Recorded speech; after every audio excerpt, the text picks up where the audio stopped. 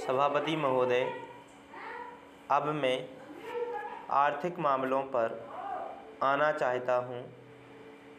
मैं अधिक समय नहीं लूँगा। इस बात को सभी स्वीकार करेंगे कि तीव्र गति से हमारी आर्थिक प्रगति हो, इसका प्रबंध किया जाना चाहिए। इसके लिए ऐसा वातावरण बनाने की आवश्यकता है जिससे उत्पादन बढ़ सके, वितरण में समानता आ सके और उपभोग में संयम से काम लिया जा सके। हर बजट को और हर कर प्रस्ताव को इसी कसौटी पर कसा जाएगा, यथा क्या उससे उत्पादन बढ़ता है, क्या वितरण में समानता आती है, और तीसरी बात यह है कि क्या हम देश में ऐसा वातावरण बना सकते हैं कि लोग जितना कमाते हैं उतना खर्च ना करें, उसमें से बचाएं और उसे राष्ट्र की समृद्धि में लगाएं। अगर इस कसौटी पर सरकार की आर्थिक नीतियां कसी जाएं तो मुझे लगता है कि उनमें पर्याप्त सुधार की गुंजाइश है। मैं वित्त मंत्री की कठिनाई को समझ सकता हूँ। विकास की आवश्यकता अधिक धन की मांग करती है। राज्य सरकारें अधिक कर लगाने के लिए तैयार नहीं हैं। वे केंद्र से कर्जा लेकर अपना काम चलाना चाहती हैं। वहाँ कोई वित्तीय अनुशासन नहीं है। यह सारा बोझा केंद्र को उठाना पड़ेगा और केंद्रीय सरकार कठिनाई में पड़ेगी। इसलिए मैं समझता और सुझाव को दोहराना चाहता हूँ कि राज्यों को इस संबंध में निर्देश दिया जाना चाहिए। संविधान के अंतर्गत केंद्र इन राज्यों को निर्देश दे सकता है कि वह अपने साधनों के अंतर्गत अपने खर्च को चलाएं। केंद्र के कर्ज पर निर्भर नहीं रहना चाहिए। विशेष परिस्थितियों में कर्जा दिया जा सकता है, लेकिन कर्जा लेकर अपना काम चलाना यह उनका स्वभाव नहीं बनना चाहिए। अपवाद रूप में कर्जा लेकर वह किसी विशेष परिस्थिति का सामना करने के लिए प्रस्तुत हों तो उसका विरोध नहीं किया जा सकता। दूसरी बात यह है कि देश में सादगी और संपत्ति को उड़ाने के बजाय उसे उत्पादक कार्यों में लगाने का वातावरण बनाना चाहिए। मैं नहीं जानता वित्त मंत्री महोदय इससे कहाँ तक सहमत होंगे, लेकिन आज देश में समाजवाद की चर्चा बहुत होती है। लोगों का समाजवाद की ओर देखने का दृष्टिकोण विकृत हो गया है। लोग हमें क्या मिलता है इस ओर ज़्यादा ध्यान देते हैं, हम कितना खर्च करते हैं इस ओर ध्यान नहीं देते हैं। समाजवाद बिना संपत्ति की अभिवृद्धि किए और बिना उसके समान वितरण के नहीं आ सकता। हमारा देश कृषि प्रधान देश है।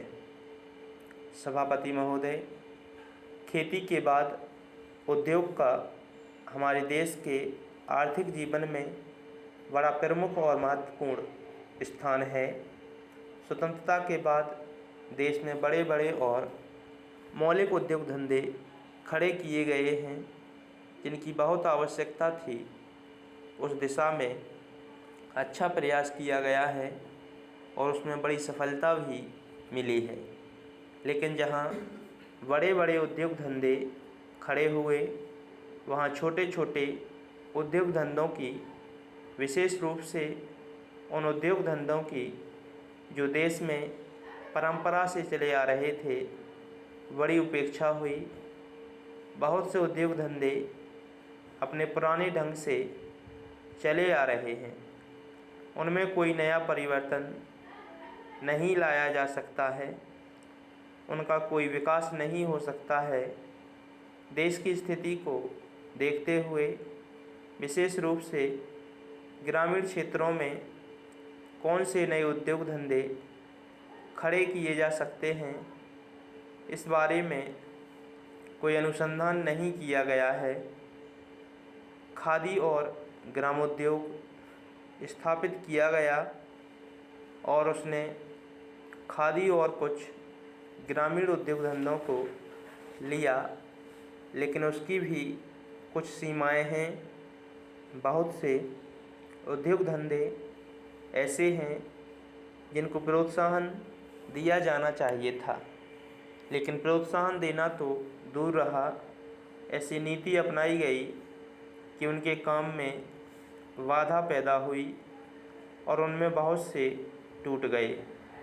इसका परिणाम यह हुआ है कि एक तरफ तो हमने दिखाने के लिए बड़े बड़े कल कारखाने खड़े किए हैं, लेकिन दूसरी तरफ बेकारों की संख्या बढ़ती गई है।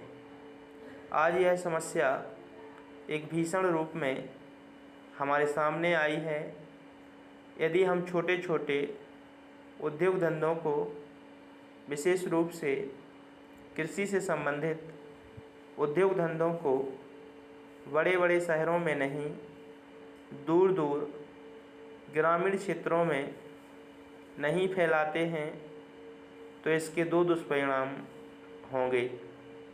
एक तो उद्योगों का केंद्रीकरण होगा, दूसरे शहरों की जनसंख्या बढ़ेगी, जिससे अनेक जटिल समस्याएं पैदा होंगी। इससे हर एक आदमी को काम नहीं मिलेगा और हमारे जो पुराने उद्योग धंधे जीवन से संबंधित सामग्रियां तैयार करते हैं, उन पर बुरा प्रभाव पड़ेगा। लेकिन सरकार की ऐसी नीति रही है कि उनमें से बहुत से उद्योग धंधे समाप्त होते जा रहे हैं, जिसका परिणाम यह है कि इस उद्योग में लगे हुए आदमी बेकार हो रहे हैं। मैं चाहूँगा कि सरकार ऐसे उद्योग धंधों को अधिक प्रोत्साहन देने का प्रयत्न करे। इस प्रयत्न के लिए हम इस मौके पर सरकार का समर्थन देशभक्ति की भावनाओं से करते हैं।